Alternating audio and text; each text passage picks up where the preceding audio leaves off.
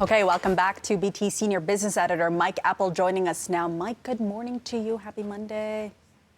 Same to you. How you doing? Can't complain. How are you? Good weekend. Good weekend. Lots of sleep, lots of soccer, lots of football, lots of sports in general. Right. Okay. Let's moving on. Yep. Let's talk about Apple. They're facing a production shortfall for one of its most popular products.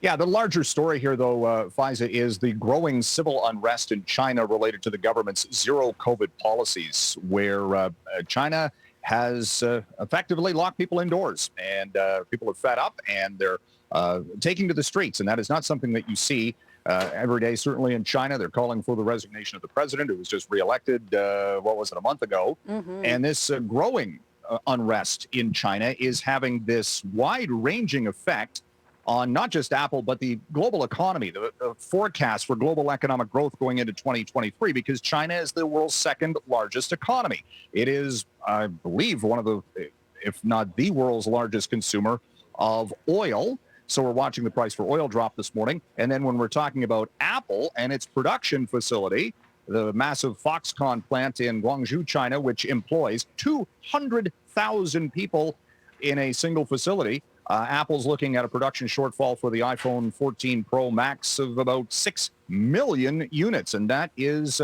pretty big, because that is the company's biggest profit generator on a device basis. So you see, it's all kind of tangled up here, Faiza. Coming back, though, to what's going on from a civilian standpoint in China. But the economic effects of this are quite sizable. Apple stock is down a couple of percent here in pre-market trade, and the global markets are seeing quite a bit of caution and concern about it this morning as well. Okay, and we're talking also about oil dropping right there. The price of gas, its lowest in months here.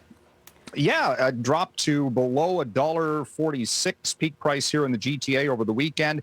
And I filled up last night for $1.38. So look around. You can find some prices that we haven't seen here in several months. And it comes back to the price for oil, which as of this morning is at a one-year low. Who would have thought that? Wasn't the talk that oil and gas was supposed to skyrocket over the course of the autumn months and into the winter because of the low supply? Well, the market has kind of been turned on its head here a little bit.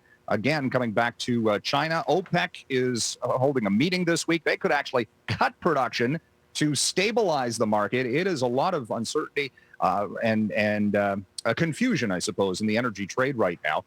And the effects that, it's both good and bad. On one hand, you've got falling energy prices, which is great for consumers. And maybe if it holds a little longer term here, we can get a little bit of relief from an inflation standpoint as well.